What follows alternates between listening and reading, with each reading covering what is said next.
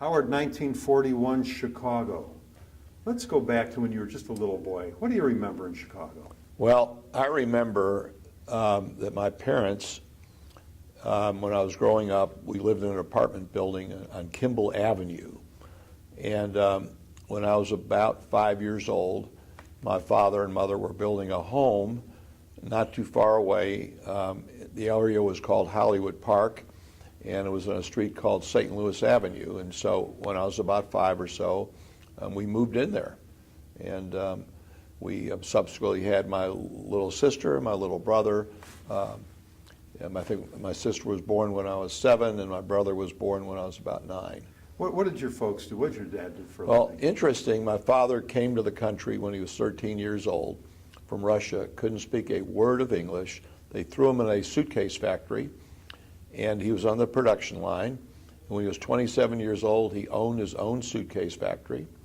He became a pace setter in the Federation, joined a very fine Jewish country club in Chicago called Twin Orchard, and was founder of Shir HaTikva Synagogue with some of his friends, and was a very religious and a wonderful person, one of my best friends. Unfortunately, he passed away at age 52 or 53 from smoking.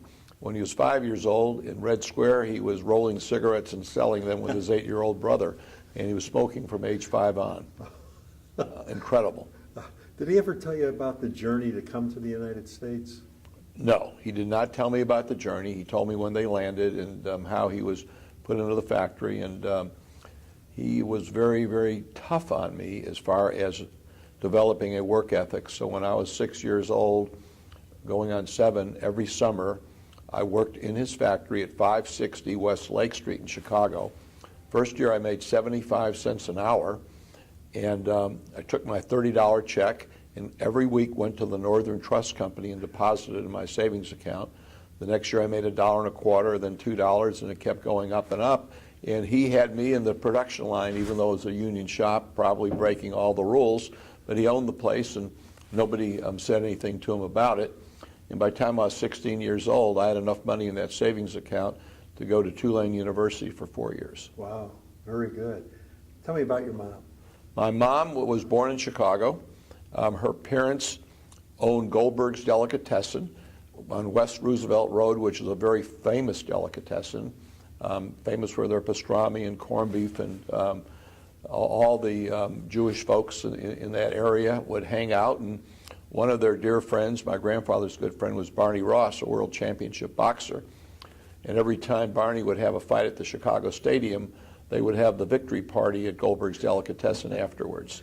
And there were many victory parties. Yeah. And what happened when he lost? Well, Barney went into World War II and unfortunately became injured and got onto narcotics. And when he came back, he did have some fights and obviously didn't perform as well as he did prior to that. But he went down in history as one of the greatest all-time prize fighters. Yeah. Now, did you know your grandparents at all? Yes. Tell me about it. I had 2 sets of grandparents. My father's parents, father's father came over when my father was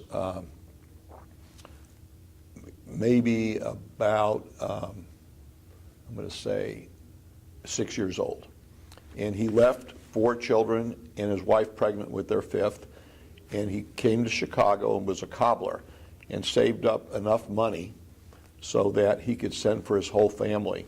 And he starved himself, so he probably didn't weigh more than 80 pounds as I knew him growing up. And he lived to about 90. Great guy. His wife passed away when I was about 5 years old, so I obviously didn't know her. But Julius was a phenomenal guy, and last few years of his life he lived in our home in Glencoe. And when he wanted to go someplace, he'd call my father and say, "Eddie, get the machine and let's go." But every day, he lived to his early 90s, he would take a nap. And when he'd get up from the nap, he'd take a piece of rye bread with a little pocket knife, cut off the crisp of the bread, crust, take a shot of VO whiskey, take the bread, and then take a little apple. And that would be maybe 4 in the afternoon when he got up for his nap. Did that every day. Wow. And he would watch the Cub games with me. And he was not happy with the catcher because he thought the catcher was an idiot standing back there with the pitcher throwing the ball at him and then having foul balls hit against him. So he said, if you ever play baseball, don't be a catcher. And where did he come from in Europe? They came from Russia. Russia, okay. Yeah. And did they ever talk about that journey? No, they didn't. Okay. Did he come with your grandmother? No, he came by himself. Okay. And then, okay. and then, interestingly enough, he saved all this money over a period of about 6 years or so, Yeah. and he gave the broker enough money for 5 children and his wife, but the broker didn't do the transaction properly and only sent 5 tickets. So my father's oldest brother never made it over. Really? Yes. Did your uncle ever talk about wanting to come to the States? Well, they had communications, and they were afraid to go back and look for him because if they had fear that if they ever went back, they would be captured or unable to return. Did they hear from him though? When they did, they didn't publicize it or communicate it. Yeah, yeah. What year was it when they came over? My father, I'm going to say he was probably around 1923. It was right after his bar mitzvah. Yeah, yeah, okay. What about your other grandparents? My other grandparents owned the delicatessen, as I said, and they were characters, and dealing with the public, and everybody was their friend, and they had a lot of friends.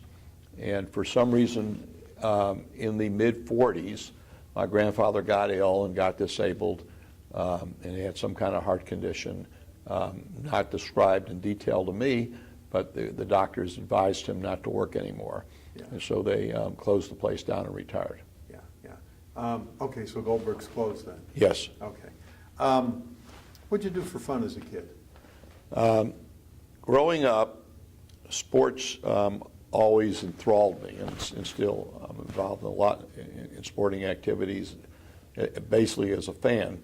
So when I was 5 years old, my uncle asked me what did I want for my birthday.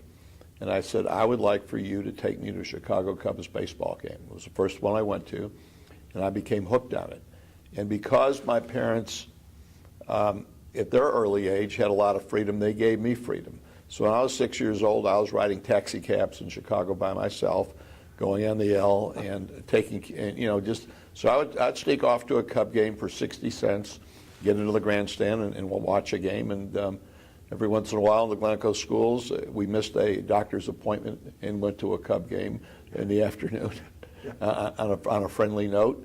And we just, been following all the major league teams since. In high school, I was an Andy Frayne usher on the weekends at Wrigley Field and Comiskey Park, and had the privilege of doing the White Sox and the Chicago Cubs, along with the Chicago Bears and the Chicago Football Cardinals. So it was just a lot of fun. Yeah, yeah, yeah. As an usher. Do you remember any of the players back then? Very well. Remember them all. Yeah. In fact, between my up to my freshman year in high school, I used to hang out at Northwestern, and the train stops, and about 8 or 9 guys in their 80s get off the train from Wisconsin, led by a guy named E.L. Curly Lambeau. They're all wearing a baseball cap, a white T-shirt, khaki shorts, kids' shoes. Each one's carrying a 2-suiter and a briefcase. And they walk into Abbott Hall, and Curly gets on the table and says, "Gentlemen," he says, "I'm E.L. Curly Lambeau, former coach and founder of the Green Bay Packers, and retired, but I'm here to teach you gentlemen how to play professional football. And if you'll listen to me, in 4 weeks, we're going to go out and beat the world champion Cleveland Browns. But you have to listen to me and do everything that I ask you to do without an attitude, and we're going to be a team, and we're going to be successful." And every calisthenic was beat the Browns. And they went out there 4 weeks later and beat the hell out of them. And as college kids, 21, 22 years old, Ralph Guglielmi was the quarterback from Notre Dame. Rosie Greer from Penn State, who I went to lunch with every day in his 1950 Buick Roadmaster, along with Mel Triplett, who was a running back from University of Toledo. Mel and Rosie both started as rookies for the New York Football Giants. And they're just great guys. And that team went out and just did a great job that night. And it was the most fun football game I ever watched. Yeah, yeah. Now, when you're listening to Curly Lambeau, did you know at the time how big of a deal he was? No, I didn't realize how big. I knew there was, Lambeau Field, Right. But I didn't realize how big of a deal he was until I really got older and studied it. And he was just terrific along with George Halas. They were phenomenal for professional football. Oh, yeah. Did World War II, you were born right at the beginning of the war. Mm-hmm. Did it affect your family at all? No. Yes, it did. It was financially prosperous for my family because my father owned this suitcase factory and he had a lot of sewing machines. So he got an order from the Air Force to make parachute belts, and they made them like crazy in quantity. And so he had a really nice contract with the United States Air Force making parachute belts. Yeah, yeah. Does he know why he got that contract? I have no idea, but again, when he came to the United States, he did not speak a word of English. And so when you go from 1923, you go 20 years further, and he was in his early 30s at the time, evidently somebody called him or he read something in U.S. News and World Report, which he read religiously. He wasn't bashful, so he probably picked up the phone, I imagine, and said, I could help you out, and let me make a sample for you. Yeah.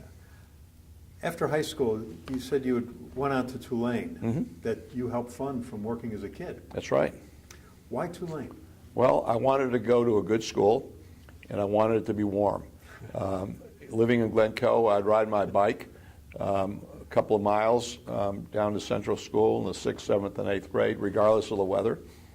And I just did not like cold weather. Yeah. And so there were very few schools in the South that were, as opposed to the number of schools in the North, and Tulane was one of them, and somebody said it's Farber to the South. I said, well, let's try it out. Yeah. And I had the best time of my life. Where was your high school? New Trier High School in Winnetka, Illinois. Yeah. Now, a lot of famous people have come out of that high school. They have. Did you know some of them? Yeah, my old girlfriend. And she is? Ann Margaret Olson. In fact, Bobby Ortigal, who it was a year ahead of me, who does a lot of television commentary and basketball here, we were on a plane one night flying with the Mavs to Memphis on the team plane, and I said, hey, Ort, remember the junior prom when I took Ann Margaret and you took Patsy Nelson and we doubled, and Patsy Nelson, I think, married George Will. And so we had a good time together. Yeah, yeah, that is neat. Why were you on a plane with the Mavericks? Well, when they first moved here, I got to be good friends with the gentleman who started the team. His name was Norm Sanju.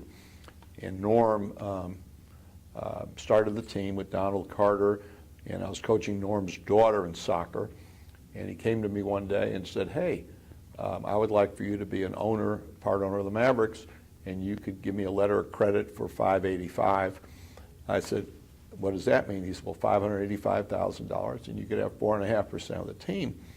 And I said, I could get you a letter of credit, but if your team goes bankrupt, my wife would be very mad at me because our 4 kids may not go to college, and the letter of credit will be called, and I'll lose my membership in the family.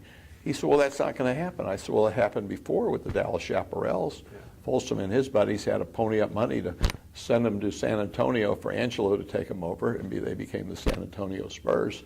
And I said, I can't take that chance. He said, okay, I'll get you good tickets, which he did, and I'll get you a piece of the business. You can't have all the insurance business because I have to spread it around. And so they've been clients of mine now through 3 ownerships, and every once in a while we have an opportunity to maybe go to an away game, and so it would happen to be that particular event. So is your wife angry that you didn't take that 4% ownership? She never brought it up, but our 4 kids did go to college and law school, and it worked out just fine. Yeah, yeah. Was there a teacher in high school that really made an impression on you? Yes. There was a lady who was in math. Her name was Mrs. Kelso, and math was my favorite subject. Yeah. And the teachers at New Trier, a lot of them had PhDs. All of them had master degrees, and so they were very wonderful teachers, and very personable and very hands-on, and they were very giving as far as their time. If you needed help, go see them in the morning. But there were a lot of good ones there. And tell me about Anne Margaret. Anne Margaret was a great young lady, and she was born in Norway. She came to New Trier. We became friends. We really weren't boyfriend and girlfriend. We were just good friends. Yeah, yeah. And she was very sweet and was always complimentary if you did something nice for her. She was very, very thankful, a very good, loving person. So were you surprised at all when she became a famous star? No, no. She started at Northwestern her freshman year, and during Thanksgiving there was some guys that she knew in a band who lost their lead singer, and they said, come to Vegas for Thanksgiving with us. And they were doing a lobby show, and the next thing somebody heard her, and they took her right to Hollywood. Wow, wow. Talk to me about Tulane. Tulane was a phenomenal school. Got a business degree in 4 years. The professors in the business school were terrific, and in your junior and senior year, they allowed undergrads to take graduate courses and get grades and credit for it.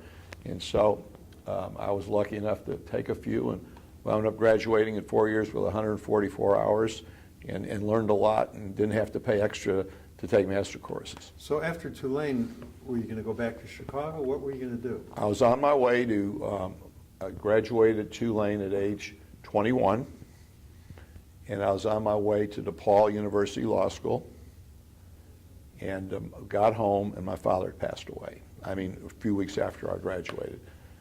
And he had a factory in Grays Lake, Illinois, that manufactured molded suitcase halves. At that time, over 50 years ago, the style was, have a hard side suitcase to protect your clothes.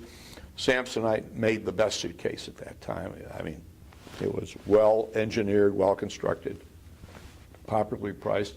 There were a lot of imitations or knockoffs to that, and so he, being in the luggage business, had a factory in Grace Lake, Illinois, which is near the Wisconsin border, that allowed other luggage manufacturers to purchase these molded halves in the various sizes, whether it be a little train case all the way up to an overseas case, and they came in different sizes.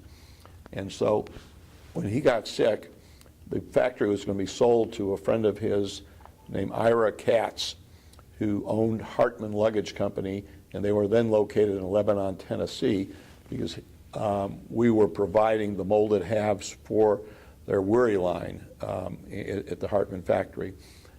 And when I got down there to sign some checks, as my father, after he passed away, and during this transition period, a friend named Leroy Weiner called from West Pittsburgh, Pennsylvania, who owned Airway Industries.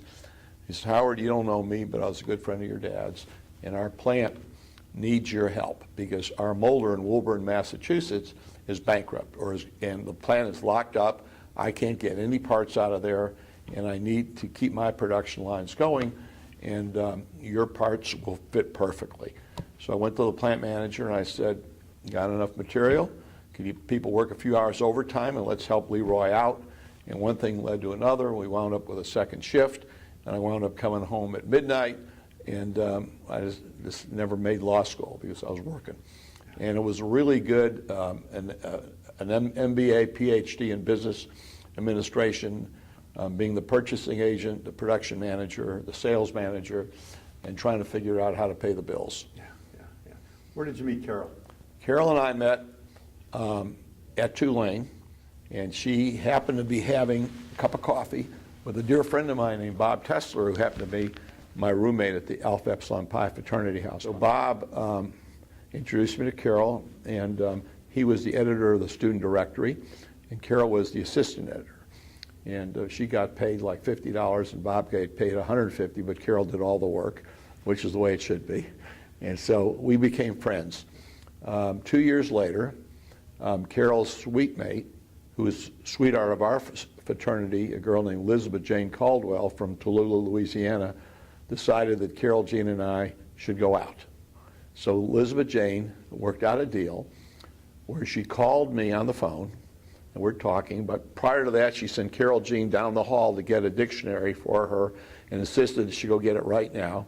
So Carol Jean comes back with the dictionary. Elizabeth Jane says, thank you. By the way, Howard Cohen's on the phone, and he's taking you to the fraternity party on Saturday night.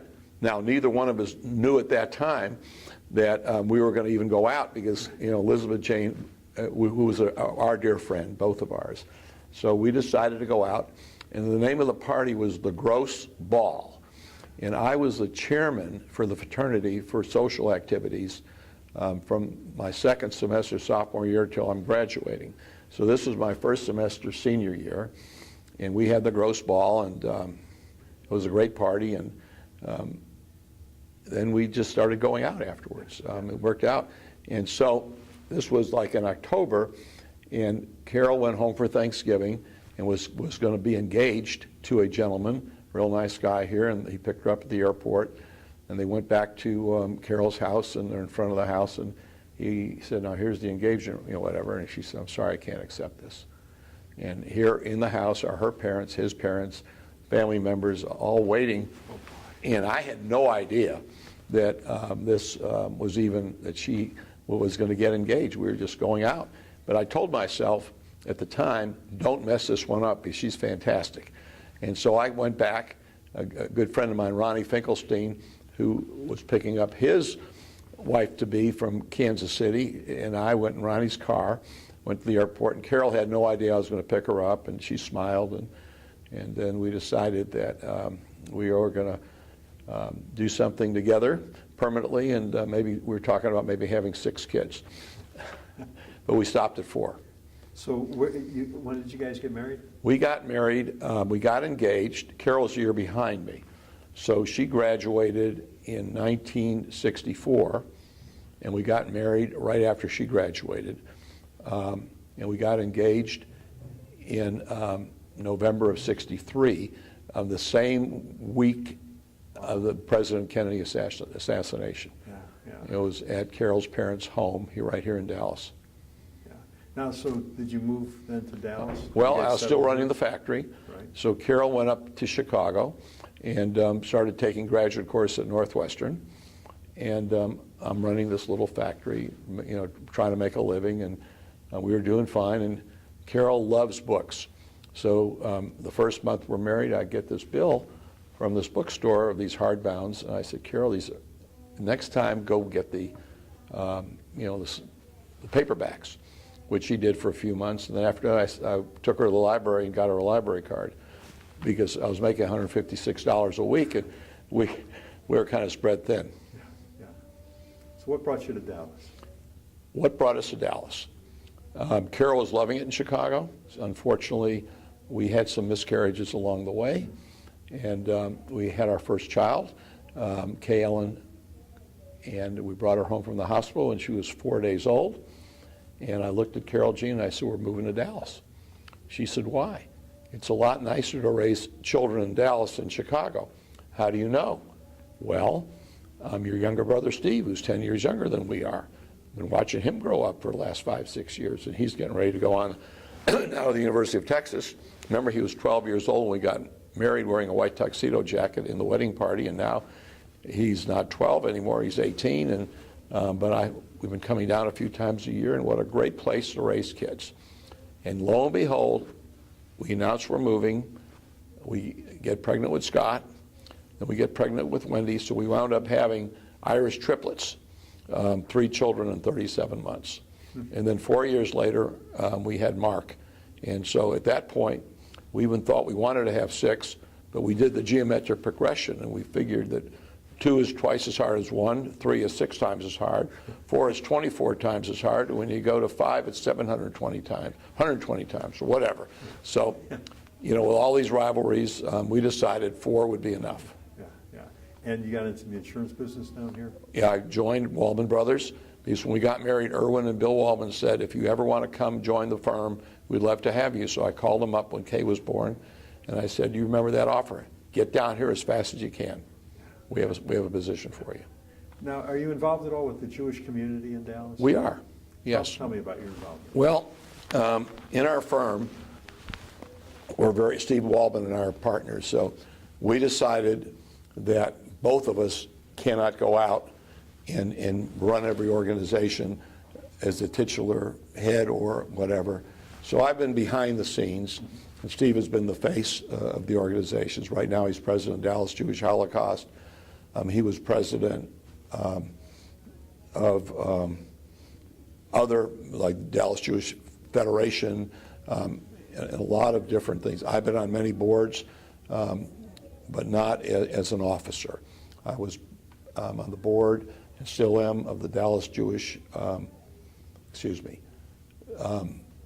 Dallas Jewish Foundation, the Foundation of Greater Jewish Dallas. I'm on the board of trustees for National Jewish Hospital in Denver.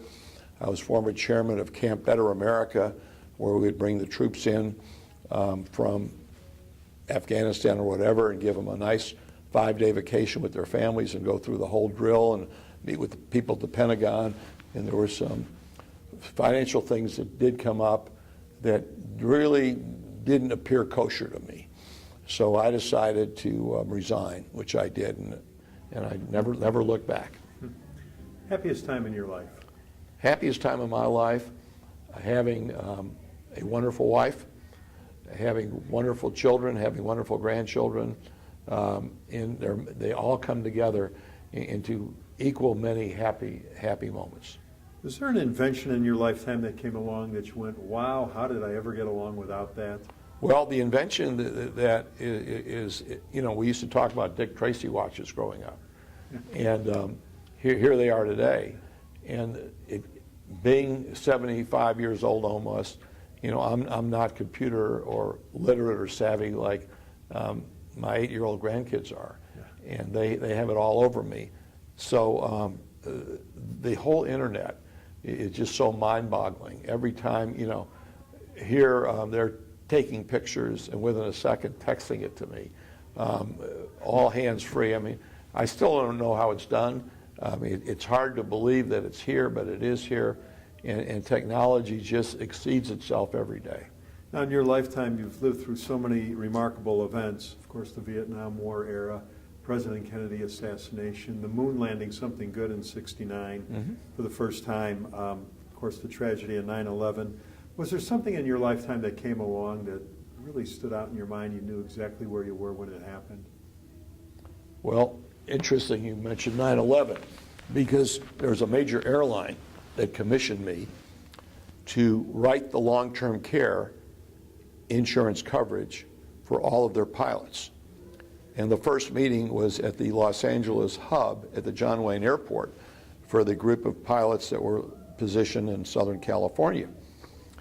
And so on 9/10, I left my office, went to Campese's, picked up a child's order of spaghetti and a small pizza, then got to the airport and landed in San Diego. The stewardess woke me up and said, "You're the last one to get off the plane." I was sleeping, and walk across to the motel. Next morning, my partner Steve Waldman calls and said, "Hey, I want to let you know there's something crazy happened." I said, "Well, tell me about it." And this was like 7 o'clock California time. And my meeting was not till 9 o'clock. And so he said, "Oh, turn on CNN." I can't tell you. I thought maybe Israel was blown off the map. And there it was. And so, as opposed to having all these hundreds of pilots at the meeting, we didn't have any. We since afterwards rolled it out, but that was coincidental in time. It was something that I'll never forget. Well, you and Carol have been married 52 years, 4 kids, 9 grandkids. What advice does Granddad have for the next generation? Well, the first advice is you got to be careful, because you're a granddad and you're not a dad. And so you got to be careful on what information you could give and how you could give it, and because the parents, your children, our children are the parents, and they have all the rights and all the privileges and all the responsibilities. But on the other hand, even last night we were having dinner with some of our grandkids and our kids, and they're all wonderful. They're all smart. They all have great educational opportunities, and I just want them to do the right thing. And so in a subliminal way, I try to remind them, even though how spectacular they are, not to have a slip-up. some kids have, like a week before our high school graduation, they do something really stupid, Right. and it hurts them for the rest of their life. Well, great job. Thanks for doing this today. Well, thank you.